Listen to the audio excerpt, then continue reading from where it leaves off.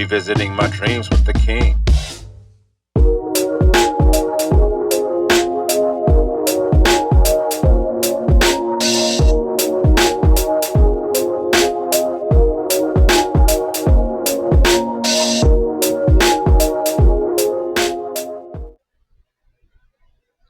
Yo, good people, welcome back to another episode of Revisit Your Dreams podcast. I'm your host, Johnny King III, aka Still Chill Leroy, and this is the Revisit Your Dreams podcast right here on the Revisit Your Dreams channel on YouTube.com.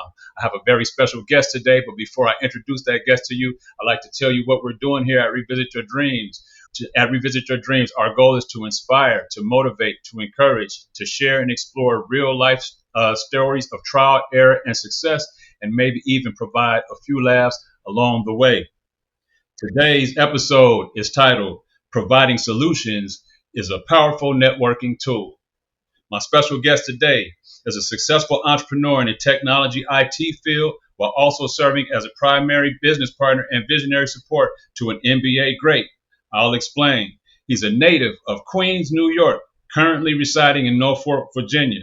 A savvy entrepreneur and CEO of his own IT solutions company, Davidson Technology Solutions. He's the executive director of the Joe Smith Basketball Academy, which trains and develops youth in VA or Virginia in the sport of basketball and life.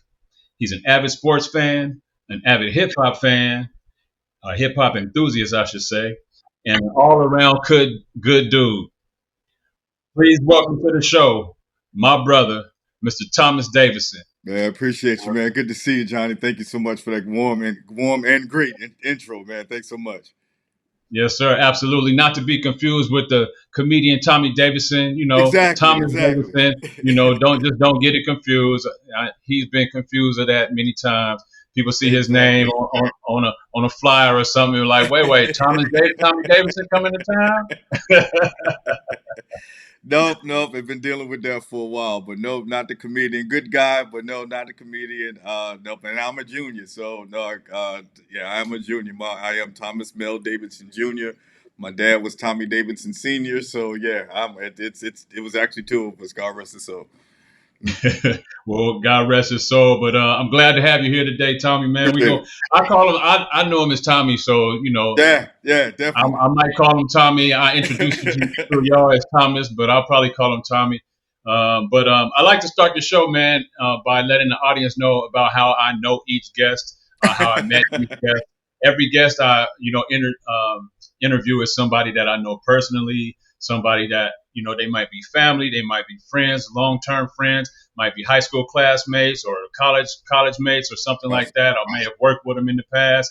This individual right here, we met on the football field years ago in Duluth, Georgia. I was coaching youth football, and his nephew was on the team for a couple years. And then, a couple years in, Tommy was like, hey, I think I could give you some help, and offer some support. And, we put him on the sidelines and he helped me run the team for a couple years. I think they were like 9 and 10 years old at that time, the Duluth Wildcats. Yeah. That's the journey. That's most of it. We kept in touch over the years, through like social media and whatnot. So Tommy, what you got on that front? Any feedback? Yeah, it was great. That I always appreciate that opportunity. To your point, man, that was us meeting up, but talking about really what your theme is about. It really started with us looking out for my nephew. You know what I mean? It really just started with us looking out for my nephew, and you stepping in because he was a little timid and trying to play and wanting to play, and I was talking to him on this side, and you was talking to him on that side. It's like, okay, why don't we converge these conversations? And that's really what it was. And from there, it really just blossomed from there. And as you can see, almost 20 years later now, still working with kids. Still working with kids, still working with youth, still in the sports field, man, in a lot of ways. I remember that, Brandon, if you're watching, man, I remember coaching you, man. That was a fun time of my life, coaching you guys, you and Bryce and, I mean, I'm gonna mess around and forget a whole bunch of kids' Yeah, names. man, Uh, you head coach Johnny. Just for all those that don't know that don't know, Cortez, yeah, I remember, he was man. head coach. So That was dope, man. yeah, That was fun, man. That was fun. we had them I all. remember when Brandon was scared to run the ball, man, and Exactly. then once he finally got that itch, man, you couldn't stop him. He was running everybody over. And then after that, it was so funny because we still laugh and talk about it even to this day. Just from that beginning to what he turned in, to high school, Yeah, and just really just blossoming in high school, just running all over the place, playing multiple positions, defense and offense and defense, all because of what he learned early on. So. yeah. So yeah, it was great to see. I So can't yeah, say I he won't say talks I about taught that a him a lot. whole lot. I'm sorry, I didn't mean to interrupt you, man. I can't say I taught him a whole lot. I just gave him opportunities. Put the ball in his hands and run, boy. Man, let's go ahead and get started, man. Sure. Um, Man, you're the executive director of the Joe Smith Basketball Academy based out of Norfolk, Virginia. Hmm. Joe Smith, for those who you don't know, was the very first pick of the 1995 NBA draft. He was picked by my Golden State Warriors. I'm a Dove fan to the heart since I was a Dub baby. Nation. I'm not bandwagon. So I remember when Joe Smith was picked, and I was very excited about that pick. In fact, the next year he ended up playing with one of my, or that same year, he was his rookie year. He was playing on a team with one of my college mates, Carlos Rogers, who went to Oh TSU. wow. Okay. Yeah, he was drafted the year Small world. before. Yeah, and so they played together, man. So anyway, I was a big fan of the Warriors at that time. I always have been, and I was a big fan of Joe Smith. Anyway, Joe Smith was an NBA great. He was picked in the first draft. He was picked first in the same draft with Kevin Garnett, Antonio McDyess, Rasheed Wallace, and Jerry Stackhouse. Like them, some Hall of Famers. You know Yeah. what I'm saying? He was Yeah. picked in that, and he was picked first in that draft. Right. So he was definitely that dude coming out of University of Maryland. But let me ask you this: where did you first meet Joe, and how did your working relationship with him begin? Oh no, great. I get that question all the time. I've been knowing Joe close to almost 40 years. Okay. Yeah, close to it. We met when I first met Joe. It was this summer before his senior year in high school. He's been a friend of the family for years. And even I'm a couple of years older, and I was living in New York at the time and had come down for a family event. And he was at my cousin's house for the family event and just laying across the floor watching television. And, we kept, the families kept talking about each other. So when we met, it was just like an automatic click. So I knew him before he got drafted, before he went to Maryland, that whole thing. So we've been friends that long. Fast forward, from him being drafted or playing at Maryland and being drafted and all that good stuff. We lost touch for a little while. And then about 2 years ago now, maybe about 18 months, close to 2 years now, we a close friend of ours passed away, and that's how we reconnected. And once we reconnected, just had some conversations, and I had just started my technology company at the time, and we can talk about that as well. But I had just started my technology like a couple of months in at the time, and so we're just talking, and he was living in ATL, talking about coming back this way to the Norfolk area, and said, "Hey Tom, this is what I want to do." Talking about his camp. He liked the fact that I, had a technology company and had some,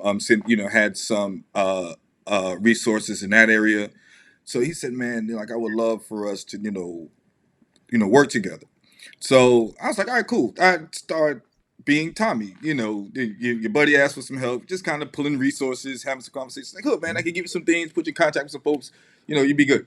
It's like, "Nah, man. Like, nah, I don't think you understand what I mean. Like, I kind of want to partner with you, do this with you. Like, been down different roads or whatever. You've been around. I watched you work, this, that, and the other. Like, nah, man, I want to do this with you." So for me, it was huge to the point. Like, yeah, all right, give me 24 hours, man. Let me talk to the family about this one, because that was huge. I'd never been in that circle before. I've been a sports fan. but not on the sports side of business, and then even from a former player as well. Just doing some things to get him back into the fold. Prayed on it because I'm a big believer and follower in God. Prayed on it, and we ran with it. We started, and he knew what I didn't know, but we ran with it. Yeah. And 18 months later now, we've been straight business partners. I've been his representative, and we decided to, change the, get a new logo, Like it. change it from basketball camp to academy because we have a few things that we wanted to fold into it. Not only just the basketball and just athletic and movement and physical activity aspect of it. But just with my technology company, we have a technology training curriculum, so we can train not only youth but parents as well on anything from Microsoft Office, beginner, intermediate, and advanced, all the way up to machine learning, beginning to machine learning, beginning to AI, intro to Chat GPT, so on and so forth. We have a few. So, and both, and all of those have a beginner, intermediate, and advanced aspect to it. So that's something that he wanted to fold in. I had a partner that in the DC area that has a broadcast academy as well that works with high school youth and covers all the high school games in the DMV. So Maryland, DC, and Northern Virginia. It's called the Scholar Athlete Sports Network, Sans TV. You can find them on YouTube. They handle everything up in the northern in the DMV area, Northern Virginia DMV area. So he was like, "Well, cool. That's something we can teach the kids in our area. Great, it's cool." So that's really how it organically happened, and from there, we just started grabbing the low hanging fruit and praying and just ran with it, and here we are. So still got a long way to go, but we've come a long way as well. Man, that sounds like an amazing start to a journey that's still, like you said, it's got a long way to go. You only 18 months in. Yeah, You went from calling it a camp to an academy with, the idea of expanding upon it just being, about basketball. right. And that was something that Joe wanted to do, and partnering with you, kind of opened that door. I think that's amazing. What's some of the more memorable events or things that the camp has put on under your leadership, Oh wow. Well, here or the recently we academy? I'm just sorry, I meant to say no, no, you're academy. good. We're just recently we've partnered with the city of Virginia Beach. Here recently, with now they have a new theme that they are really grabbing on to with sports tourism in the city of Virginia Beach, and they have a few facilities now that they have built and are building and remodeling to really house that. Um, and one Like of the events and city, stuff like that, I'm sorry.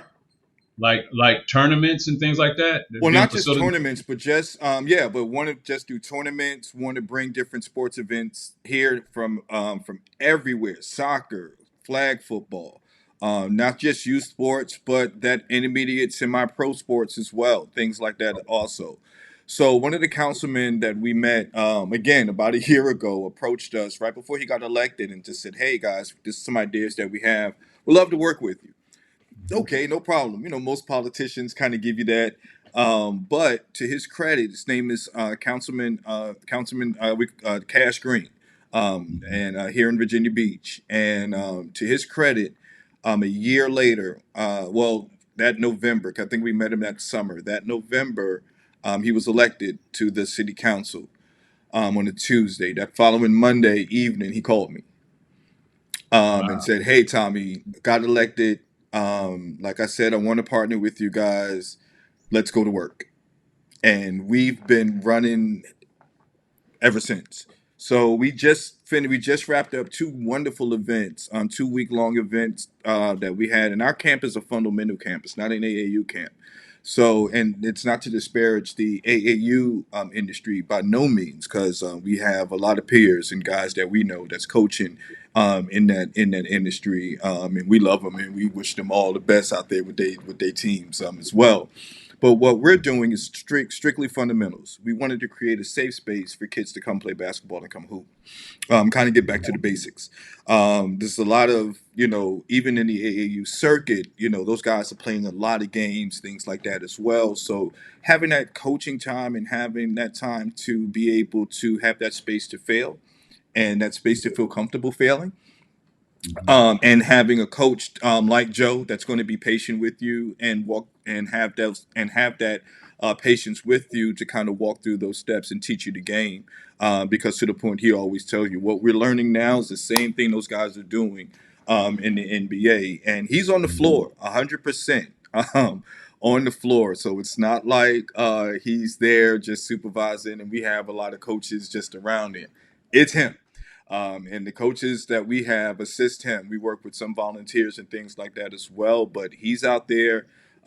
He just celebrated a birthday, so he wouldn't mind me saying that. He's just turned 50, so he's out there running. We just had a 2 week camp. The first week was 8 to 12.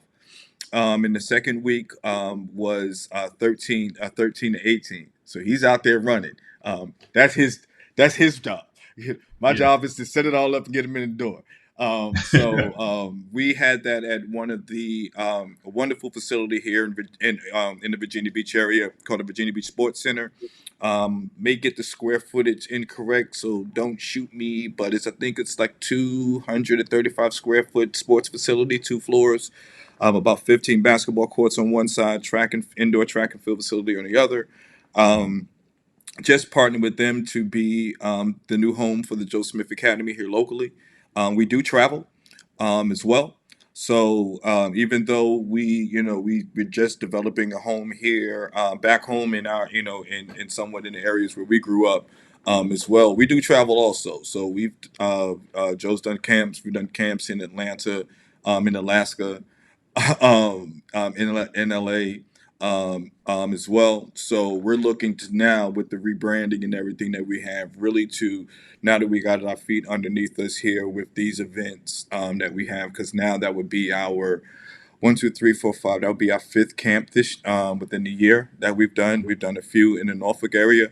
But this big partnership that we have here with Virginia Beach, I really think is going to be something that really just kind of helps us, catapults us in the future.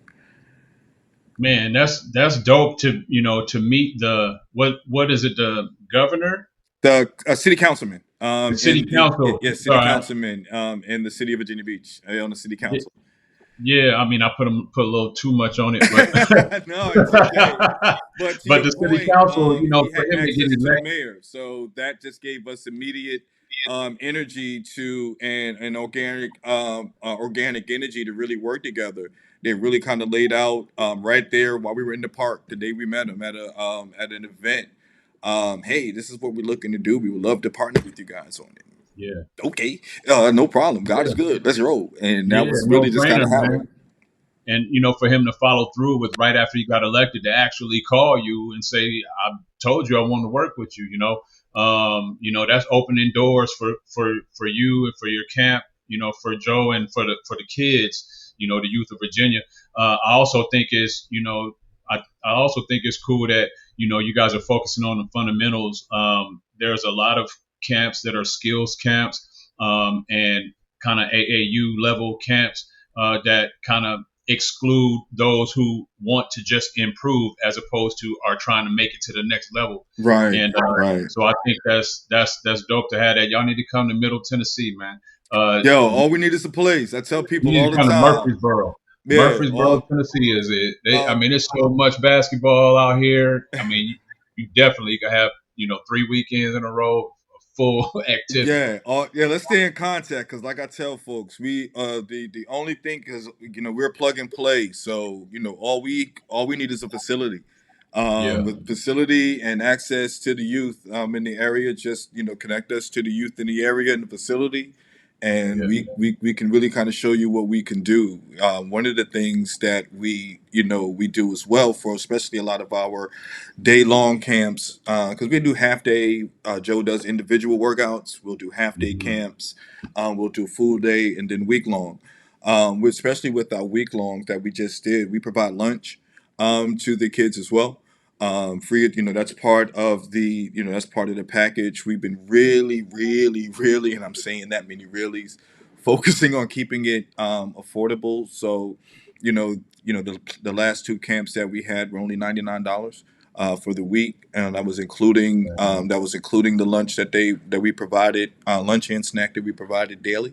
So with things getting expensive and things like that, we've been talking about that, but we know from what's out there and doing the research, as long as we can, keep a lot of these prices under the $200 or that 150 threshold, we think we can make a mark in the communities, in communities of need, because that's the key. Yeah, we can make it five and six and seven, $800 and stay out on the fringes and be fine. Yeah, okay. But it are the people that really need the help, because it's not just about the basketball piece. It's a mental health aspect. It's a mental health side to this too, of getting them out there, making them feel comfortable playing, making them feel comfortable failing. It's life, So you're not gonna hit the rim every time. We have some small 8-year-olds, but the key is you show up every day. You're out there. You know what I mean? The opportunities will come. So by the end of the week, now you hit little buckets off the glass. You're able to handle the ball a little more. You feel more comfortable playing the game. So you start building your confidence. So now, from a mental health standpoint, we're able to make the youth feel comfortable, both boys and girls, in that space. So now they're gonna start applying that to different aspects of their day to day, and we also invite the parents in, also. So it's just not closed off to the parents. Parents can stay all day long if they like. They can sit right there on the bleachers. They can chill. They can have lunch with the kids. And they can stay there all day long, because for them, for us, it makes the community aspect of it as well. So now, you're seeing what they're doing. You're seeing what they're learning. So if you want them to take that next level and start learning, so now you can see what they need to focus on at home. And you Yeah. can take them and take these same drills and do this stuff at home, which we have a lot of our former campers do. We get videos and text all the time. Look what I'm doing. Look what I'm doing. Things of that nature. So outside of everything else and the hard work that goes into it, when we're sitting here at 50 and 52 with ice on the knees and wrapped up and sitting here sore, when we get a text message like, that makes us feel good. That makes us feel Yeah, good. That absolutely, type of thing. absolutely. It's dope to hear that Joe's actually on the floor. Yeah. He's actually active with the kids, and not like he's just not a figurehead. That he's actually out there No. giving the lessons and teaching and things like that. I think more of that needs to happen. It inspires the kids, it inspires the children. Probably gets a little bit more buy-in from the parents. The first day you go to a basketball camp and it's XYZ players basketball camp, but you never see XYZ player there. You know, Exactly. And we didn't you want to know, be that. yeah, He's standing there, and one of the things about Joe, sometimes can be to a fault. He's super accessible. He's super accessible. He will sign every autograph, take every picture anywhere we are, yeah, no matter what. That comes from his mom. So that's something that's instilled in him. It's branded. It's almost, if he can't do part of it, his it brand almost yeah. It's if he can't do it, it feels uncomfortable and it'll bother him.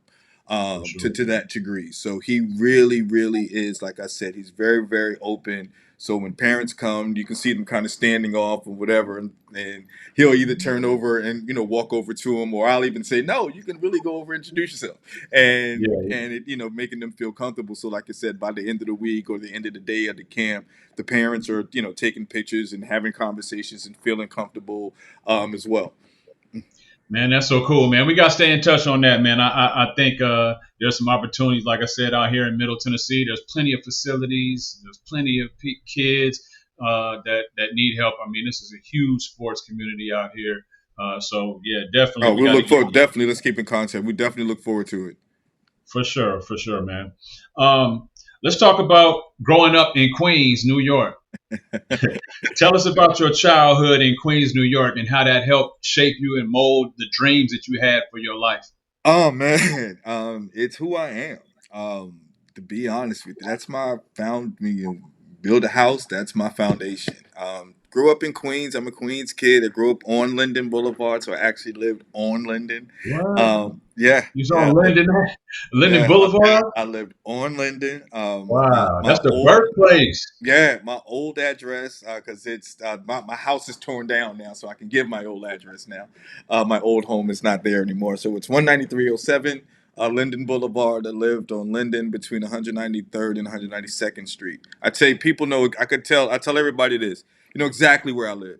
If you ever see if you ever see the Tribe Called Quest video, check the rhyme. My house is across the street. Oh, Right across the street from wow. my house is right across the street. I'm gonna go watch the video after this so I My can say, oh man, parents, that's where he grew up on that block. yeah, my parents frequent that cleaners. I was out there that day when they shot that video. It's a house right Wow. across the street with a brown picket fence. That's my childhood home. Yeah. So I grew up See, in I Queens. knew I was onto something when I said you was a hip hop enthusiast, and I didn't know how deep it was when you said it was Yeah, deep. it's But deep. I'm hearing It's already. deep, and yeah, like I said, I'm 52, so I'm an '80s kid. I grew up at the birth of hip hop in New York City, in Queens, so it's deep. For me, that's really my rock and my foundation. Got a unique childhood. I realize that now. It was normal to me growing up, but realized it was unique. My younger years in elementary school, I went to a school that my grandmother owned. So she was the principal and owner of a school in New York City on Linden Boulevard. It's 2 blocks from my house. Walked to school every day as a kid. My mother was a teacher. My father worked there. My sister worked there. My brother worked there. See where I'm going with this? Crazy, man. So from pre-K to 6th grade, that was my life. My mother was my 4th grade teacher. Yeah. So What? Man, I yeah, don't man. know. Yeah. I don't know how to survive that year. My mother's one of the best teachers on the planet. Just for one year, she wasn't. So I tell people that all the time. I tell it. My mother taught school for 61 years, and for one year, she was so. You know what I mean? But people laugh. But yeah. So very unique. My grandmother was the godmother of the family. She was the matriarch of the family. We were taught conflict resolution very, very early, so it wasn't a bunch of arguing going on around. But no, we won't bunch of arguing going around. Or family spat. I don't get family spats or things like that. That's commonplace now. We didn't have that growing up, and we have a very unique family. I'm the youngest of 5. My next oldest sibling is 7 years older than me. Now all of them are close together, so it's a 7 year gap between me and my sister. And like I said, I'm the youngest of 5. Um, um, so yeah, I grew up in a sports house. My brother played professional ball, professional football. He played for a number of teams in the early '80s. He was an All American in the oh god, and I'm maybe dating it wrong, in the '70s at University of Rhode Island, both track and football. He was drafted by the New England Patriots. If I want to say '82, around that time, he was a wideout. Played for a number of teams. Ended his career playing with the Jets. To this day, every year he's still a part of the Jets Legends weekend when they have their Legends game. He still goes out there, gets his name called, all that good stuff. Has his jersey on, gets to wave at the crowd every year. So we grew up watching, hearing my brother, the stories, trying to catch stuff that we can see, all that stuff. So my dad was a huge sports fan. He was a huge, I guess now the Commanders fan. I'll say that now. He's a huge Commanders fan back then. So yeah, sports was embedded in the house. I had a basketball court in my yard. I grew up in New York. So I had a basketball court in my yard. So, the guys, I always played with older guys because the guys on the block in the neighborhood, my dad like, all right, cool, y'all come in and play, but get them off the block. Y'all come in and play, but you gotta know how to act. Cool, Mr. Davidson, no problem. Guys come in, leave the beers on the block, but the beers in the trash can, come in the yard, come play a couple of pickup games in the yard. So, my dad was that for the neighborhood. My grandmother was a matriarch because she had a business on the block in the neighborhood. when in a was amongst a bunch of other black businesses. So seeing black businesses and things like that, and growing up like that, wasn't foreign to me in my neighborhood as a child. I was embedded in Black history, going to a school that my grandmother had. So going to schools that, when I moved to Virginia, when I was in junior high school, going to a school that didn't talk Black history or talk about it, or seeing people that didn't look like me was a little different for me. So it was, a change that I had to go through as well. So I didn't fit in immediately when I first moved to the Virginia area, early on when I was younger, my first couple of years here, because it was a culture shock, a culture gap, for everything, even just the way we even process the day to day. You know what I mean? So dealing with all of that, but yeah, man. But Queens made me who I am. It gave me my work ethic. It made me really see a diverse way of life and what the world looks like. My grandmother took us around all kinds of people because she was in the business world. So some Saturdays we were spent with her at some business luncheon, dressed up just because she wanted her grandchildren there. It was that.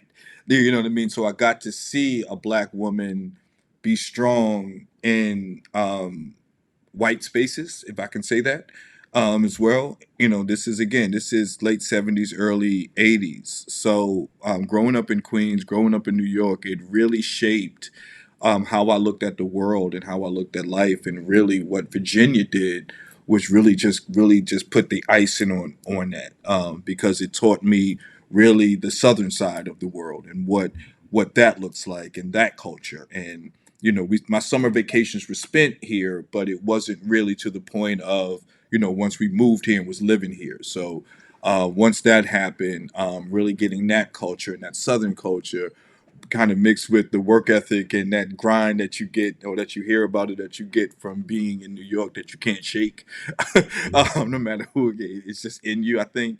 Yeah. Yeah, that's just really kind of made me who I am, and really just kind of shape how I go about life. Yeah, you can't shake it. I don't know. I'm gonna pause for a second. Am I choppy to you? Nah, good, you good. Okay, good. My video's choppy on my end. I can cut all this out, but it's just a little choppy on my end. But the recording won't be choppy, so Okay. I would, I could just see me being choppy. But I'm not gonna let that affect me. But I think we have something common in that being from one place and then moving to another place in the South, or learning a different lifestyle, different way of life. Coming from California in the Bay Area, then coming to Middle Tennessee, and then down in Georgia, totally different Right. culture shock, Yeah. totally different experience. These people didn't grow up the way I grew up. I didn't grow up the way they grew up. I Right. have to learn a whole new way of life, a whole new way of talking. I got an accent that I can't shake, like you said. Now when I go home, I've been out here so long, people like, man, you sound like you from the South, you know. I get it. My family, my sisters and brothers, when we talk, when I hear them when they come around each other around the holidays, they kill me. Yeah, yeah. You slurring your words and what you say? Say that Yeah, again. yeah, yeah, you yeah. know. My sisters kill you. They let me have it. They kill me, which is funny because only one of them now still lives in New York. Everybody else is scattered, so only Yeah, one no. still lives in New York, but they still give it to me. So Man, yeah, it's just we got on here to talk about you and your career and what you do with the basketball academy. But I knew that there was aspects of your life that were probably interesting that I didn't know and other people would get some out of. But that's such an amazing historical fun fact for you, to have lived on Linden Avenue, grew up on Linden Avenue, which is the birthplace of hip hop. I mean, if you know anything about hip hop and where it started, how it started, the building it started in. You remember seeing the flyers, when hip hop turned 50, a couple years ago, it was, that it was a lot of shine on Linden Avenue, and the on the story boulevard, behind, actually. Yeah, huh? on the boulevard, actually, Linden On the Boulevard. boulevard. I see Avenue all the time. I meant Linden Boulevard. But I think that's so amazing, man. To know somebody. I've heard a lot of hip hop stories about Linden Boulevard, but I've never heard it from anyone who lived on the block. You know I what I lived mean? on the I lived on the block, and my grandmother had a business on the block, two those Yeah. block away, 2 blocks away from my house. It was Lakeview. Lakeview Educational Institute. It had a yellow awning.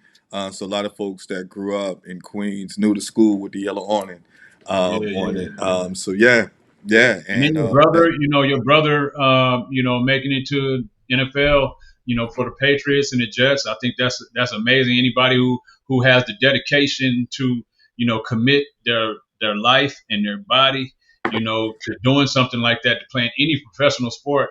It might seem glamorous, and these people make a lot of money.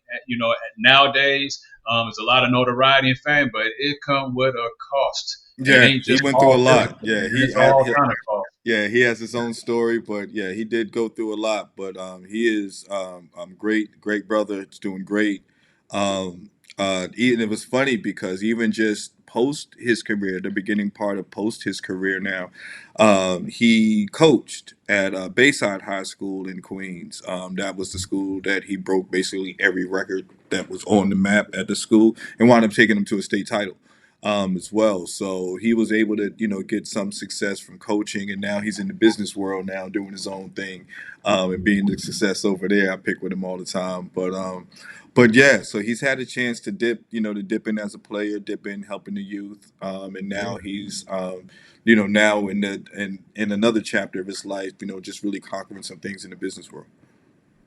That's dope, man. That's really dope, man. I was going to ask you a question about, your transition down to the Dirty South, but you kind of Sure. spoke on that when you talked about your transition to VA. So I'm gonna Yeah. go down. I'm gonna ask you some questions now. Let's talk about your technology company.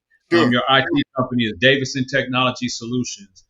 Tell us more about what your company does, who you serve, and how the business originated.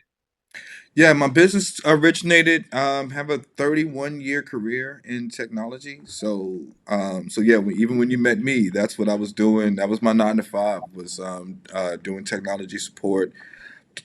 Starting in it early, so before the internet. It was dial up, and I've just really watched technology grow. And I'll say, people say, "Wow," when they say 30 years, but in a short amount of time, just look where we've come. Look where we've come. But started there. I've done a bunch of jobs in technology. Started out in contact center and call center support, and pretty much did everything in that aspect. From a supervisory role to dialer managers and desktop support and all of that good stuff, and to transition out of there to the engineering side, doing installs. Worked for a few companies and things like that as well. And then I wanted to really move into the program and project management side. That part really got me, because I've been a part of a bunch of projects and really watched project managers and program managers move. So I did that for like the latter, maybe about the last 15 years of my career. Was program and project manager in the technology space, software space, contact center build space, dealing with upgrades, data moves, things like that as well. But for most folks that know the technology business, yeah, just growing through it, we dealt with a lot of layoffs and things like that as well. So that was the part that became taxing on me, was constantly being at someone else's whim. That was the part for me for amount of years that really would always bother me, because you get in there, and now granted, nothing is, and I will say this: I never looked at anything ever being permanent, ever. But it always came at that inopportune time. So, Yeah. and the fact that you just had to go through it, as well. So that really, over the years, started to wear on me. I traveled this wonderful United States, of the United States of America. I've seen a lot of wonderful places, as well. So technology's been able to take me around, out the country, different places, and I loved it. But the working for someone else thing really was starting to, I would say, the last 5 years of my career were really like frustrating, and kind of dealing with that crossroads, at what do you do about it? And that's, for me, I'm late 40s at that point. So you really start to think what you're going to do about it. And for some folks, Yeah. it's, well, I'm late 40, almost 50. You almost kind of think of nothing. You just kind of stay there and swim in the mud. Yeah.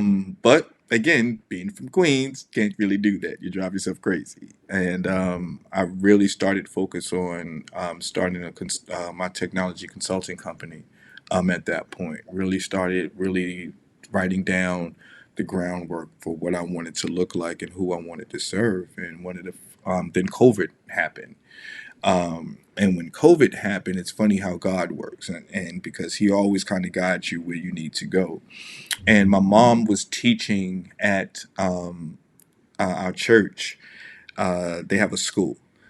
So, of course, everybody had to go home, and all of the teachers had to start teaching from Zoom. And these are all old school teachers, okay? Yeah. So, doing a Zoom class, now, these are teachers that taught us in school. Just to Yeah. put it that way, just to kind of put that note out there, and you know what I We mean. already know. You We know what know I the mean. You know what we're challenge. dealing with, right? Just to kind of paint the picture of about the 5 to 10 people that I'm dealing with. There you go.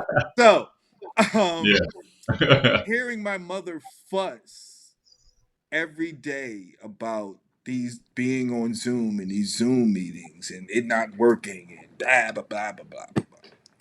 And I sat down and went through step by step with her, kind of how to work through it. And oh man, okay, well it's not that bad. This is great. Okay, so yeah, see, okay, yeah, you need to. Why don't you show the other teachers how to get? And that really started because the first thing was getting over the fear. And one of the things that I realized that's in our community, we have a lot of technology fear. We just don't want to use it, young, old, whoever we are, whatever. That's why we have a gap in the AI space. Just don't want to pick it up and use it. We're scared of it. So for me, it was like the light bulb went off, hence my logo. And for me, it was really just serving my community, be in that technology space where I can serve my community. We have small businesses in our space, we have schools in our space, we have recreational centers, we have civic leagues, we have churches. We have so many people in our space that need technology support. These are businesses. They need to understand how to manage. They may need to understand how to manage their data. If you have a mega church that's doing live feeds, how do we manage that, or how do you move into streaming? Things like that as well. Who do you talk to? And how do you feel comfortable talking to someone? Because we deal with that also in our community. So that was really where it came from, just seeing these holes within our community. And like I talked about with the academy, with the Joe Smith Academy, yeah, it's easy to stay on the fringes, but I wanted to dive into the community and work my way out. So I figured if I start inside and work my way out, I'm better served that way. And I think that's where God was leaving me. Harder journey, but I think it was a journey that was needed, especially in the community that I'm living in now, in the Hampton Roads, which is the 7 city community that we live in, which includes Norfolk and Virginia Beach. Um, and that's where it started for me, buddy. Was really just being that not people would ask me things, and then you realize too how many people put things in the technology bucket. So that can be anything from digital media to fixing your laptop and everything in between. Everything in between. So being able Cameras, phones, you know how to do phones, everything. you name it, How yeah, you I hook this get it. video game up to this little iPod, like you know how to Set do it, everything. do setups. Now with podcasts, Yeah. you get it all. So Yeah. it was, and because I've been in the technology space for so long, I tell people if I can't do it, or have someone in house that can do it, I know somebody who can, and it's really the truth. That's really, really the truth. I've built a lot of great relationships in this long career that I've had, and so now what I do is really just bring those relationships and those partnerships back to my community. That's what made me here within the last 6 months partner with some engineers in the India area, and we built the our my training curriculum for Davidson Technology Solutions. That was a big thing that I wanted to build, that I wanted to offer to my community. Because with the way now our middle schools and high schools are going, they're pulling a lot of resources out of it. So here's a way for me to partner with municipalities, our local cities, our rec leagues, any place that have classrooms, Or even if I have to just partner with the group and just rent a classroom and just promote, hey, we doing this over here. Want to be able to bring these resources, just one person at a time. It's been a grind. Even you wouldn't believe, you would think you wouldn't have to sell people on it, but you do. Yeah. But you do. So I'm up for it. God put me up for it. He put it in me. It moves me every day. I've never been this excited to get up every day to get up and go to work. Because I'm doing the things, for myself. I'm working for myself, even though I am partnered, even on the other side, of partner with Joe. The joy I get out of getting up every day now really kind of puts a lot of that fear of jumping aside. I had it, Mhm. but that's where the technology company came from. So now have some great resources. We're able to be able to help folks nationwide as well. So not just in my community, we can help all communities. One of the big things why Joe wanted to partner with Growing the Camp was the training side of it as well. So even with other players and things like that that have other academies and camps and things like that, we can partner with them in order and have a technology space for them as well, which to be able to provide that for the youth. So it's not something that you got to go find. It's again just how I do the academy. It's a plug and play setup. Just call us, we'll come do everything. Test laptops, test computers, or if it's something that needs to be ordered, kind of give you full specs of what needs to be ordered based off of what you want to do, how many students, going to be adults, going to be kids, all of that good stuff. We do all of that for you, and just kind of lay it out for you as well. So be able to do that for our community. I don't think there's not too many companies that have been doing that. It was a big, white space in big gap in that area, and I think everything happens when God wants it to. I kind of looked at it like, wow, why did it take me this long to kind of see this? But I guess I had to get groomed in order to and have that career and go through those bumps in order to see what I needed to see in order to say, okay, it's time to do this now. So, at 51, no, yeah, at 51, I actually 50. I take that back. I actually started Davidson Technology Solutions. So yeah, it was right after my 50th birthday. Yeah. So a lot of prayer went into it, but to start a new journey like that from ground zero with just me, my savings, and a dream, and the support of my family and friends.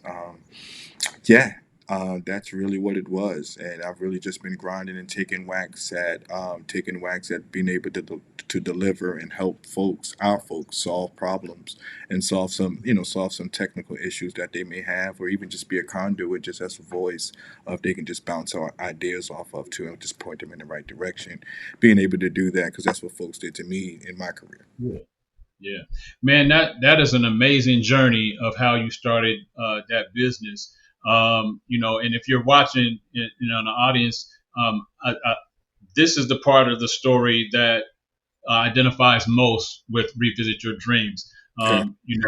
The basketball academy and those things are great, and I think are definitely worth discussing. But you know, one thing that he said was that he got tired the last few years of his career. It just started really affecting him, and later on in his late 40s, you got to kind of put at a crossroads. What do I do? Do I stay in the mud, or strap my boots up and take this thing on? And making a decision, he made a decision. I'm Yeah. going to do this because Yeah. I don't want that result anymore. That's it. um, that's so powerful. Making a decision and recognizing the moment when a decision needs to be made is also powerful. You also mentioned, Tommy, filling the gaps, finding holes, and filling those spaces with, you're looking at those spaces as opportunities and filling them with solutions. Yeah. The name of this episode is Providing Solutions is a Powerful Networking Tool. He started off, with a solution. Joe Smith saw an opportunity to link up with him to help provide solutions for kids. and his business is now providing solutions for his community. The opportunity he saw is not just to start a technology business, but now a technology business with a purpose, a Exactly. technology business that is serving someone that has developed a base of people that have a need, even if he has to convince them that they have this need. Right. He's out there doing it. So I hope that you get, if you're watching, you got that out of the story, because it definitely inspired me. I'm 51, and I'm in that kind of same space right now, where I spent my career 30 years or so in the hospitality industry, managing hotels, some restaurants, a little bit of retail, but the retail is not so bad to me, but the hotel space, I love it. Is what I got my degree in, but I did it for a really long time, and there's some burnout factor involved in Yeah. that. Yeah. Yeah. And I'll be honest with you, and it's like, I gotta switch gears. One of the ways I'm switching gears is this podcast, Revisit Your Dreams. But there's other things like Tommy. When you go back and you reflect on the training that the opportunities that you've had, the training that you got over the course of your years, even when you're working for other companies, Hmm. you can put all of that information, all of that knowledge, all of that experience to use, and convert it into a business that you provide solutions for other people, and you're in control of your own time, your own destiny at that point. So I just think that's a great story, a great testimony, Tommy. I appreciate you going into detail. I Um, appreciate it, man. Thank you. yeah, that's really dope. And then the light bulb. You said a light bulb went off in your head, and then hence your logo. So that's dope. I got to put the logo on the screen so y'all can see it. No, no Uh, problem. I appreciate it. But yeah, that's where it was, and it was funny. I will share this, and I tell, and now that it, you don't know who's watching, because that's why it was really key when you reached out. You really don't know who's watching. So here lately, within the past year or so now, been doing more of these, more podcasts, being able to talk and reach out now. And one of the things that I tell folks is, you know, you really look for things you can find. If you're looking for any bad in the world or in your day, that's easy to find. It's low hanging fruit. But I think you can equally find the good. I think you hear me talk a lot about God, and not to really get too religious, but that's really a big foundation with me. It starts my day every day, as well. But the other part of it is two things I heard two people say. So if I can give anybody some advice, is if you don't have a mentor, it's easy to find one. I have, and I tell people, you can find, if you don't have somebody that you trust, find virtual mentors. And what I mean by virtual mentors is people that you can follow, reach out, that you can follow, read up on. Yeah, you may not talk to them every day, but they have enough information that's out there that can really help and inspire you from a day-to-day standpoint. And there's a million people for you to choose from, whatever industry that you're in, and whoever it is. But two people, these nuggets stuck out to me. One was Barack Obama. After his presidency, he was interviewing, a young person was interviewing, he's asking, like, what advice could you give young people as you go out? And he said, one of the things and all the things that I've done is, you have a bunch of people that's easy to talk about the problem, but not too many people will take on the problem and go find a solution, even try. If nothing else, even try. Hey, let me try that. Take a stab at that. Like, yeah, that's the guy I like. It's the person that goes, yeah, let me take a stab at that. And yeah, that was my technology career. That's how I was able to progress. That's how I learned, because early on it wasn't a bunch of training, it wasn't a bunch of college courses. They didn't have all the hundreds of certifications or thousands of certifications, excuse me, they have out there now. So I learned on the job. People giving me opportunities, me saying, "Hey, let me take a stab at that," and staying up late and sweating and figuring it out, things like that as well. So it really just, that again, hit a switch, like, wow. And then the other side of it too, when it comes to the community aspect, is I was listening to an interview that Pastor Jakes, TD Jakes, did. He was doing an interview, and they were talking about technology, and he said, we need somebody that makes AI sexy, makes it cool in our community. Like, yeah, we hear about it, but it hasn't filtered in our community because we haven't had a voice that look like us, that talk like us, that act like us, that can regurgitate what they're telling us we need to know. Hmm. And when you talk about getting smacked with bricks, that's what that moment was for me. And because everyone always talks about, yeah, you're 50 something years old, but you don't look 50, not to say, but you don't look 50 something. All right, cool, appreciate it. Thank you, God. Yeah. But yeah, I'm a suit and tie guy when it applies, but not my everyday. One of the reasons why I got in technology in the first place. Yeah.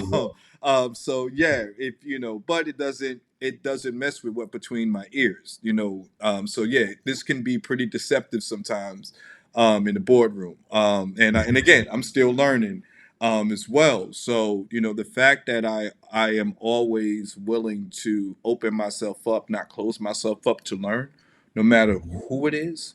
I learned something from my child today. So hey, you know what I mean? So from your elders sitting around talking with them to your peers, talking to, like-minded minds like yourself, to even our own children, being that open book and being able to take what you need and kind of sometimes throw away the rest. But I really pride myself on that because I tell people too, hey, once you say you know everything, or I don't need to know that, or I'm good, or this, that, and the other, you start giving up on learning. You're telling the man upstairs he's pretty much done with you. I don't Yeah. want to Yeah. tell him that yet. So Yeah. yeah, I want Yeah. to learn. Teach me that. Yeah, yeah. So Yeah. there's no That's a failure. good. You either win or you're learning. So like, yeah, all the little nuggets you want to just say. That's what it Yeah. is. So if Hey, that's a nothing good. else, I That's tell that's a people good that. word. That's a good word and a good reminder to all of us. Watch what you say. You know, Yeah, and watch what you tell God. I mean, he's there for you, but he gonna listen to you. You know, yeah, he gonna yeah. listen So to you. he's So gonna if listen you to you tell him, like, oh, you word, you tell him don't you want don't to learn want nothing something, else. okay, you can turn it off. You can turn it off. All right, man. Let's get back into some more sports talk, man. Cool. I've roamed your social media accounts and found some, multiple pictures with you and multiple ventures that you've embraced in the sports universe. Talk to us about the Washington Prodigy football and your involvement with the team. I just Those are noticed my the image where girls. you, yeah, yeah. Tell us a little bit more about that. What's up with that? Those are my girls. They're great. They're great First of all, they're a great organization, a great group of people. Jordan White, the general manager of the Washington Prodigy, they're the women's tackle football team in the DMV area, in the Washington area. Met them at a golf event and really just connected with them on, they are a nonprofit, and really just connected with them on, hey, what can we do to kind of help, you know, in whatever space we can. So from there, it was really just, hey, Tommy, can you really just, help us, kind of help with some digital media? So I got the opportunity to do their media day this year, Joe and I. So we got to interview the whole team. We had been to a couple of practices, so got to know, a lot of the women on the team as well, and really absorb and get connected to what the WFC is about, women. WTFC is about women's tackle football, as well, and what the Prodigy is about. And Joe and I just basically, they wrapped their arms around us, and we wrapped our arms around them. So they are our sisters, as well. I'll sing their praises every chance they get. They missed out on the championship this year. My girls are a little salty about that, but they are a great team. They're pretty resilient, and these are a bunch of resilient women. That was the other piece, is hearing the individual stories. So hearing, these single moms or these married women bringing the children to practice. Now again, this football, it's cold out there. And they out there practicing in the cold. They have day jobs as well. So, pay is not huge in this league at all. So a lot of it is done based off fundraising and things like that as well, and sponsorships. So they work 9 to 5s. They got families. They are married as well. They have children. They deal with the day to day life that we deal with. They have sick moms. They have the older parents. They are our age or a little bit younger. So there's a surprise as well. So you got 20, mid 20ish, late 20ish, all the way up to mid 40s playing this game, out there hitting. Yeah, And they are. And when I say they are serious, I'll invite anybody. If you have women's tackle football in your community, if you have an opportunity to go to a game, I don't care who's playing. Yeah, yes, I'm big on my Washington girls, but I don't care who's playing. Go to a game. You will yeah, enjoy yeah. it. You will enjoy it. It's starting to take off now. We got a chance to do some wonderful things. Looking to keep that partnership going with them as well, going into next season. So yeah. My girls over at the Washington Prodigy, they something to see. That's dope, man. Yeah, we have a women's football team here in Nashville. We may have a Yeah, couple of them, but I know we got at least one. I yeah, used you to do. actually Yeah, work you with guys a are in the league. young Yeah, lady who Nashville's in the was. league. Yeah, Yeah, I got a young shout out to Sierra if you ever see this. She was I think number 66, defensive end on her team. But yeah, man, women's football is growing big time, and yeah. tackle football. So it's amazing that when you put it in perspective, these women have jobs, lives, families, kids, 9 to 5s, and then they got to come home and they going to practice, and then they're playing games on the weekends and putting their bodies through it, and they still got to be the mom and The be big the wife, mom. be the whatever. Yeah, And and so it's that's dope, man. Yeah, I just saw those pictures and I saw you and Joe, interviewing. I was like, man, what's that yeah, about? and they're a family. They help take care of each other. It's amazing to watch is in, Yeah, in being a part of it. The fact that they've allowed us in their community, we think and we're privileged because they're their own walking little family. Meaning, you know, I need a babysitter while you do drills because I had to bring my baby today. So you got somebody over there shaking the baby while you over there doing wideout drills. It's yeah, That's the kind of family that you'll see out there, not just with the Washington team. I know you'll see that amongst all the teams within the league. yeah, yeah. That's dope, man. I also seen you in some side picks with many notable sports celebrities and college and pro athletes, namely like Magic Johnson, Darius Miles. I seen you with Mad Dog Russo, Ryan Clark. Yeah, Might have been at like Fanatics Fest or yeah, something like that yeah, for some of that. But I seen you with the Earn Your Leisure brothers. yeah. Talk about how networking though has offered you these opportunities to do the work that you truly enjoy. Relationships are everything. Relationships are everything. I was, yeah, realizing that being in the program and project management, having to communicate to different teams to get, one task done. So not knowing I was being built for what I'm doing now by doing that. But that was a huge key of bridging me over here, being able to relate to different groups, have different conversations. I talk about, the travel that I had that was wearing on me, but a lot of that travel and going to eateries, local spots, are my bridge to conversations and building relationships when I'm out here meeting people. So it's funny how a lot of that comes full circle. Even my childhood, to your point, you start telling people your story. It's like, wow, you grew up in Queens on Linden, like that. What was that like? And you know what I mean. The next thing you know, you're talking for 2 hours. So yeah, but God has been great. This journey that I've been on here, and having the chance to do two of the things that I love the most, and work in the sports industry and in the technology industry. Being able to do that, I am a little kid. I am a little kid, man. I have my fan moments just like anybody else. So I am just as humble and grateful. So yeah, Joe jokes me now because I Yeah, have my fan moments, dude. And it's funny because I'm cool in the moment. So yeah, trust me, stay cool in the moment. But like yeah, yeah. afterwards, I have my like, dog. Do you see all that? What? Yeah. So I still have those moments. Yeah. I That was still have AI, those. dog. Yeah. I still have those. I'll share. I'll share two. Yeah, Matter of fact, I share one in the sake of time. I share one. To your point of that being at Fanatics. Um, and that was a wonderful event. But last year, at Fanatics, we are getting away from a crowd, just doing autographs. We were walking past and just kind of taking a break. We got to find a little empty space where we can kind of just sit and just kind of like for a minute. And right when we're saying that, like a crowd of people, bunch of security guys are walking towards us and asking us to kind of shift to the side. So we're like, oh man. And all of a sudden we hear this, yo, Joe, oh my God, man, what's going on? And I turn around and it's KD. yeah. That's dope.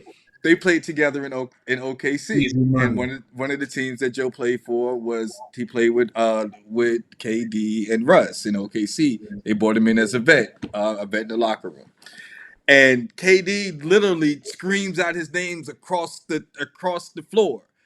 And I turned around like, oh man, that's KD. Like, yo, that's KD. And to Yeah, see this huge human being, because I'm gonna tell you right now, I instantly had an amazing appreciation for KD. Watching this, being this close to this 7'2" dude, 7 foot guy, and knowing what he yeah, can do in the basketball court.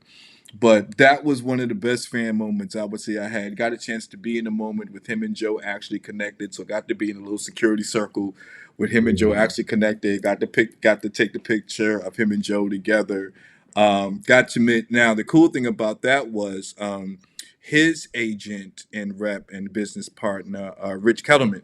I got that runs the boardroom. If anyone knows, I've heard of the boardroom. He's the CEO of the mhm, boardroom. So after those guys kind of walk past, who comes bouncing behind them but Rich.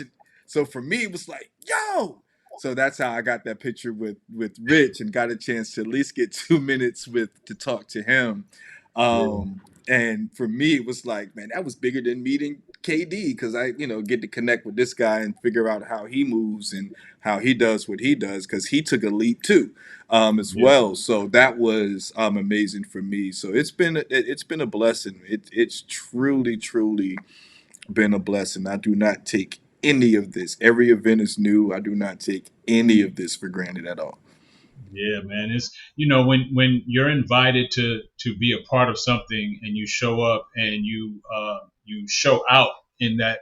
I don't mean show out in a negative way. I mean Right. in a positive way. You show up, you're present, you're active, you're attentive, you're helpful, you're supportive, whatever. It opens up doors and opportunities for you in the future, down the road. And it sounds like that's what's happening to you now. You're getting experiences and opportunities to do things and go places and meet people that you might not have if it weren't for your actually you just being dedicated to what you do best, and that is technology and serving people, and that's what Joe saw, and Joe brought you upon, and now you're getting other opportunities to do some of these things that otherwise you fan out on. You know what I'm saying? You got Yeah. fan experiences, man. I think that's so cool, man. We're getting toward the end, man. We shared a lot. I appreciate it, man. This has been a No, great no problem. episode. Tommy's shared a lot with you. I hope you're getting something out of it. If you are, go ahead and subscribe now because more episodes and more guests just like this that share great things, a lot of inspiration. Like, yeah, the link's down there. Go ahead and subscribe. Appreciate you, Tommy. But Tommy, we're gonna keep it moving. I got a couple more questions for you. All right, this is Fire a away. new segment. Who got it? All Okay. right. You got 5 questions. You was born in Queens. You spent time living in ATL, and you're now in Norfolk, Virginia. Yes, So, sir. which is part of the DMV area. So you got a little bit of all of it, right? All right. So, who you got? You got to give me one of the three. First question: who got the best food? Queens, ATL, Virginia. Queens. Queens all day. Who? What? If I was to go to Queens and I was somewhere near Linden Boulevard, where would you tell me to go eat? Now I haven't been back home on the block in years, but what I would say is if you want to just stop in and get something, there's a Caribbean spot. There used to be a Caribbean spot on Linden. They used to cook food in this bodega, but it was a West Indian bodega called No Name. Tribe used to rap about it in some of their songs, talk about the No Name spot, but that was the name of this bodega. It was run by a West Indian family, and they serve authentic West Indian food there. If I was on the block and I was telling you to go there, that was 2 blocks away from the house. Go down there, get great food. That's where I first got to beef patties and West Indian food as a child. Was eating there as well. So that's what that. So I would give that. I hope they're still there. They were a great family. They were part of my upbringing. So I hope that they are still there, and they are still running that place. If they still open, if you in Queens, you end up on Linden Boulevard. Look up No Yes. Name.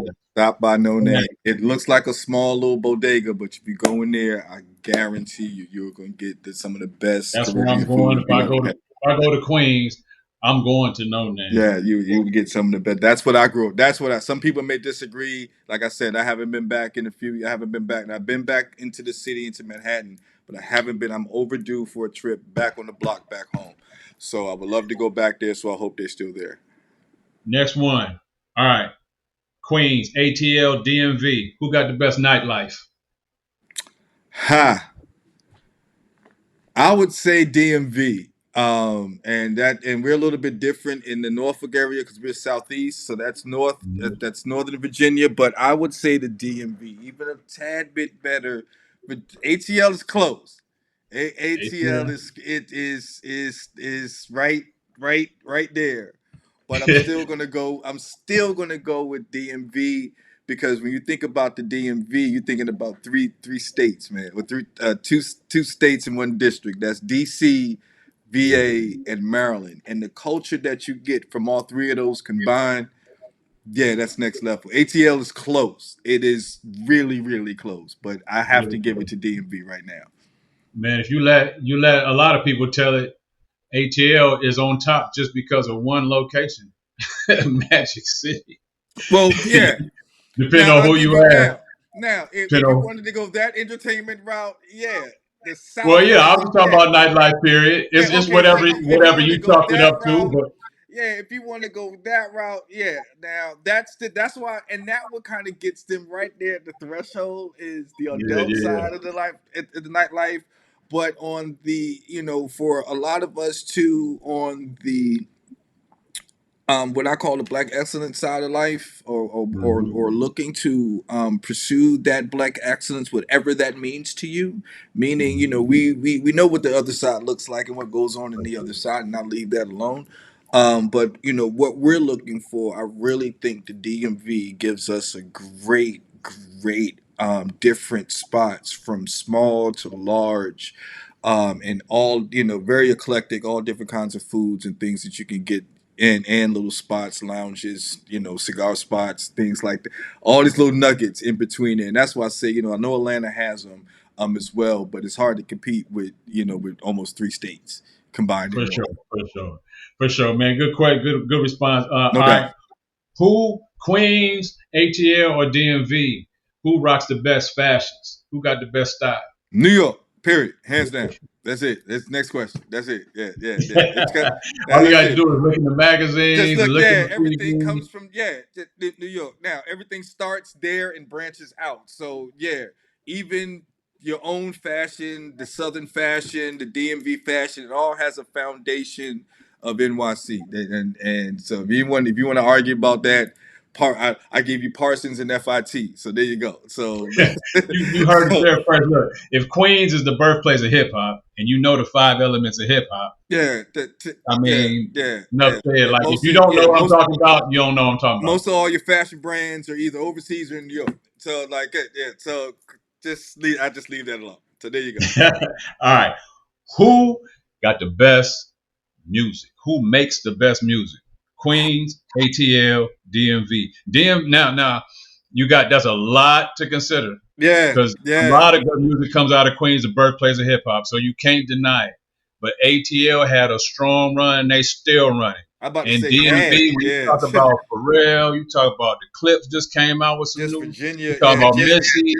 I mean, come on, yeah, who got I'm it? going to say this. Wow. My back home folks would probably poke at me on this one. I'm going to go, and I am a little biased. My little bias is kind of itching out because I want to give us more love. I'll go with VA on that one. I am. I'm gonna go with VA hard on that one, Who you because putting in the VA bucket? I'm putting in the VA bucket. I'm gonna put Pharrell in the VA bucket. I'm gonna put Clips in the VA bucket. I'm gonna put Timbaland and Missy in the VA bucket. I'm gonna pull Wale from the DC area, put him in the DMV, and put him in that bucket. Um, Chris Brown, Chris Brown. I'm gonna put Breezy, Trey Songz in that bucket. You know what I mean? Phew. And that's deep. the reason why, and a lot of people, I don't think folks know this. It's funny. The Breakfast Club touched on it a little bit when they interviewed the Clips here recently, um, but the difference between an ATL in New York and a Virginia, especially southeastern Virginia, where the Missies, Timberlands, Pharrells come from, Neptunes come from, we don't get the support from a lot of the local music back then. A lot of local radio that you didn't get those spins. So you almost had to leave VA to make it and come back. That's almost a narrative for us. Yeah. And I say for us who's lived here for over 10, 20 years. That's a narrative that you got to leave and they hope that you come back. But that's why so many folks that you see kind of leave the area in that respect. Bad narrative, but we are really, this generation, our generation is really, really working on changing that narrative Yeah. because we like where we're from. We like that, that regardless me being from New York, my mom lived around the corner, man. She from here. She's from Virginia. I got friends and my family was spent here. My summer vacations was spent here. It's part of who I am being in Virginia. So I'm very partial to it. I care about the community. Hence why Pharrell has started something in the Water Festival. If you guys have heard about that, that's where that's come from. Hence why Joe wanted to come back and really make his home area his foundation to the camp. Yeah, we can do anything nationally, but this is where home is and the foundation is as well. Things like that, the clips talking about it and doing different events to bring shine and things to the Hampton Roads, the 7 cities in Hampton Roads area as well. So this our generation, I think, now kind of see that gap, and we're really pressing forward in our own spaces to really push. Hey man, we're not just for lovers. We do a bunch of other good stuff here as well. So in music and athletes, and I know that's kind of different than what you asked, but music and the athletic side. Just think about the athletes that have come out of the Virginia area, the Hampton Roads area. Hold on before you get to the athletes part, because Okay, no you might problem. be leading into the next No, question. no problem. Because we've had two that come from pretty much the same area that were both number one picks in back to back years. I don't think that's happened in the draft history. So we got a coach up the street around the corner from me now that everybody's pretty excited about. So things like that you see, yeah, you talk about Vic. So in Norfolk State, I could see the steeple from Student Union from my house. So I live that close in the Norfolk area. So to let you know how tight a community that we are. We're a small group around here in the Hampton Roads community, even though it's 7 cities, but we're a small group. It sound a lot like my hometown, Yeah, Vallejo. Like, it's on music front. Like some yeah. people had to leave to make it, or you stay and you just be as original as you could It possibly basically be, be as long right, as you can right, possibly right. be it until people recognize, Right, and and that was one of them two really it. roles. Yeah, that Yep. was really it. So no, like to the point, I moved, came back now, and diving right back in the serving. So, but back to the music question, I gotta really put push up my VA family, man. VA, shout out VA, man. That's thick, man. It's a lot of um, you got heavy hitters in ATL. Queens comes with it too, for sure. But when you talk about production and you talk about R&B and hip hop and all types of music, yeah, ATL and VA kind of right up there. And I give you that one. That's a fair choice for sure. And I'll give Um, you this little nugget too. I'm partial because Tim, Malice, and we all went to high school together. We all went to high school, to Salem High School together. So Malice and we went to summer school together. We rode together every day in summer school. Tim and I used to hang together constantly. He taught me. He'll probably hate that I say this because I'm not great, but just teaching me how to spin records and things like that as yeah, well. These were my buddies in high school. that's And dope, so to man. see us all now kind of branch off and doing these great things as well, and be able to bring things back to our community, me doing things with Joe and other events and things that we're looking to do, it's amazing. It's a blessing. That's dope, man. I got one more for you. Let's hit it. You was about to tap on into it, but this segment is called Who Got It? And Queens ATL DMV. He's born in Queens. He lived in ATL. Currently resides in Virginia. Who got it? Who has the best sports teams collectively? And Well, and okay. and if you were having your jersey retired, where would you hang your numbers up at? Queens, ATL, or DMV? Wow. Sports teams. Well, let me say this: VA, we're getting there. We don't really have them. DC, we root for DC teams, so we don't really have them. So I'm a kind of bridge over to the New York ATL side on that one. It's almost kind of excludes VA because they're still trying to work on getting there. Yeah. Um, I have from sports team standpoint, I do not. I am not a Knicks fan. Surprise, surprise. But Mm. I am a cult Yankee fan to my soul. Those are my guys. That's first sporting event I ever went to, even before seeing my brother play football. Was my dad took me to a Yankee game, at the old Yankee Stadium.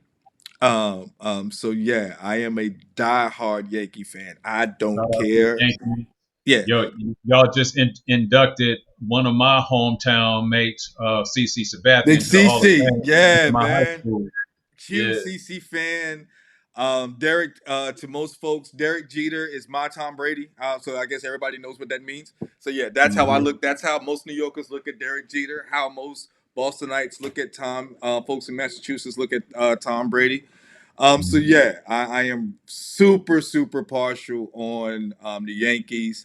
I'm a Niners fan for football. I'm a Lakers fan in basketball. But yeah, my man, nine. Not the Yep. Lakers, Yep, yep. Niners. But I know you're down with my Niners. Yep, I know. I still remember you down with my Niners. So, but as far as New York sports, I'm a Yankee fan, man, in my blood. The fact that I was right before I got on watching them wrap up and finally get a win because they have been on this 6 game losing streak was making me itch.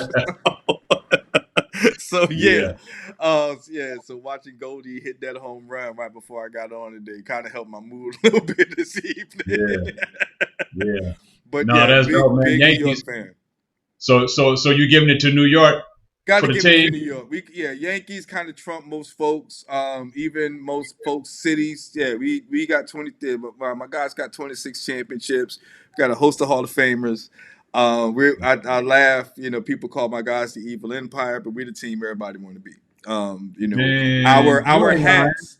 Our hats are fashion statements. You You see what I'm ain't lying saying? about that part too. I was just about to say Yeah, our both of hats those are. things you just said. I was about to say Yankees are a team I love to hate, but damn, that Navy and that NY looks so That good dude. on that cap, man. Dude, we're a fashion statement. You And the can't only get reason why I even watched the Yankees because CC played for bleed blue, them. man. I bleed blue, man. At that Yankee blue, man. I bleed. I tell people all the time, I bleed blue. I'm a Yankee.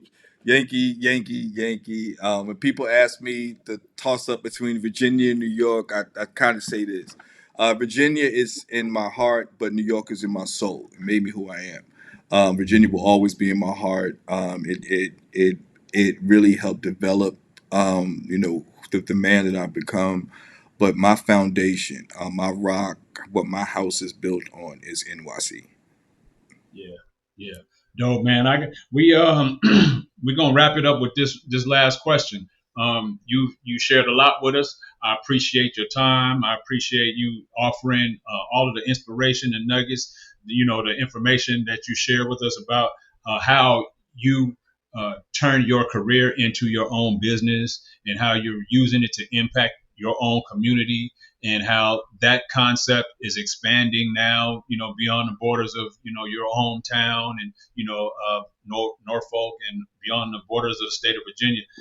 We can talk more about that too off camera. Awesome. But if you could offer a single quote or phrase or mantra or scripture to everyone, if you knew that they would take heed to it, so you had a word for someone and you knew that they were going to take heed to this word, what word would you offer to them? One word or phrase.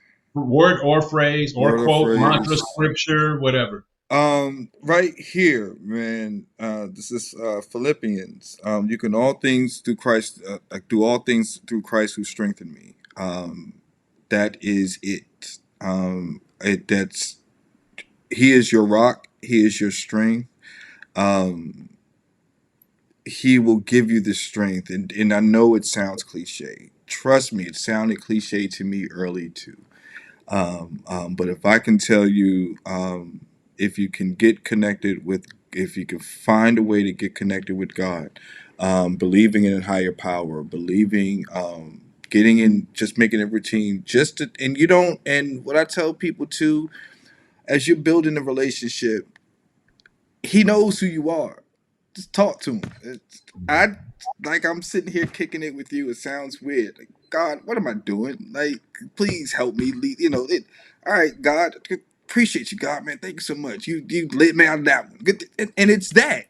It's Yeah. just that, and start developing that person to talk to. I start my mornings off every morning with it. I advise everybody to do so. If you have a breath, you wake up every day.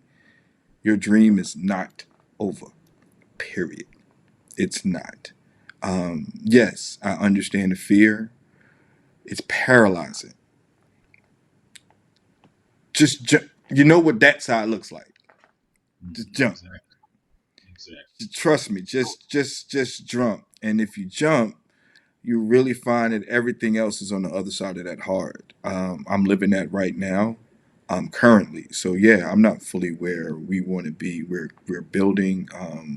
We're building two, good companies at the same time simultaneously after 50. So all the things that most people would say don't do, but we're doing it, and we're doing it through the. I know we're doing it through the strength in Christ, because you couldn't tell me 10 years ago, 20 years ago, that this is what I'd be doing at 50. I thought technology was just going to be it. That was going to be the way. Retire working for some great company and blah, blah, blah, blah, blah, because that's what we're taught.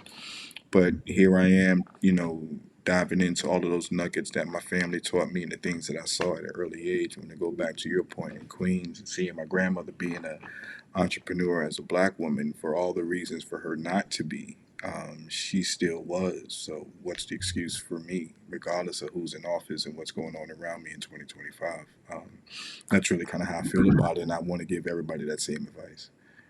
Man, that's so inspiring, and it is very good advice. No matter what's going on today, the world keeps turning, and people still have needs, and you still have a need, you still have a dream. Like like you said, when you wake up, that dream is not over. Not That over. dream is still there. It was just planted in that space, so you could wake up and now execute. Do something about it. And so I appreciate you, Tommy, for offering that word. I hope if you're watching, you got something out of it today. Tommy, you spent a lot of time with us and sharing nuggets with us. So I thank you for being here. Thank you. Yeah, man, this was a great opportunity. If you're watching, I encourage you to subscribe to this channel. I encourage you to share this episode with someone that you know that could get someone from it. If you know someone is in the IT space, if you know someone who's, who works with youth, if you know someone who's growing a business, looking to help and impact their community with their business, refer them to this episode, because there were some nuggets and jewels dropped around those topics that someone can get something out of. So share this episode, like this episode, subscribe to this channel, and thank you again for being here. The floor is yours, man. I'm going to give you the opportunity right now, Tommy, to talk about you, talk about your company, talk about your business, talk about anything that you want the audience to know, how they can reach you, how they can reach your company. I'm going to open up that platform. The floor is yours. No, I appreciate it, man. Thank you so much. Thank you so much, Johnny. You always going to be head coach Coach Johnny to me. So thank you, my God, for reaching out for this wonderful opportunity. If nothing else, even outside of just doing your podcast, it was great connecting to a brother I hadn't talked to in a long time, Absolutely. man. So need to Absolutely. do more of this. I got your number now, so we'll definitely keep in contact. But as far as how you connect with myself, if you want the Joe Smith Academy to come to your town, all you got to go to joesmithbasketballacademy.com. Reach out to us there. You shoot me an email. You'll get the email. You'll get information straight to us. You hear from myself or our staff. Or what we can do to set up a camp and set up a phone call so we can get a camp or any kind of training that you want to do in your area as well. All a list of everything that we do is listed within our website as well. So all the individual trainings, we train individuals, teams as well, or we can do a full camp for your entire community. So just give us a buzz. On the technology side, Davidson Technology Solutions.com as well. We do the same thing. We can come to your town. We can do a call with you as well. Just submit an email. We'll get in contact with you within the next 24 hours. Also, set up a consultation call with you, figure out what your needs are, and hopefully, definitely, be able to provide some solutions for you. So that's how you get in contact with us. We help anybody. We'll come anywhere as well. So no, we're not, even though we're headquartered here in the Virginia area. Also, Joe Smith Academy is a travel academy, so we are definitely plug and play. All we need is a facility and just point us in the direction of the children in need. And the same goes for the technology company as well. We do a lot of things remote, but we can also come on site and do things in person as well. Absolutely, man. I appreciate your time. Thomas Davidson, Mr. Thomas Davidson, this has been an episode of the Revisit Your Dreams podcast. Again, this episode was called Providing Solutions is a Powerful Networking Tool. My guest was Mr. Thomas Davidson. You can find him in the Joe Smith Basketball Academy. The link's down below. Thank you again for being with us. Subscribe, like, and share, and we'll see you on the next episode of Revisit Your Dreams. One love. We out. Hang tight. No doubt. Revisiting my dreams with the king.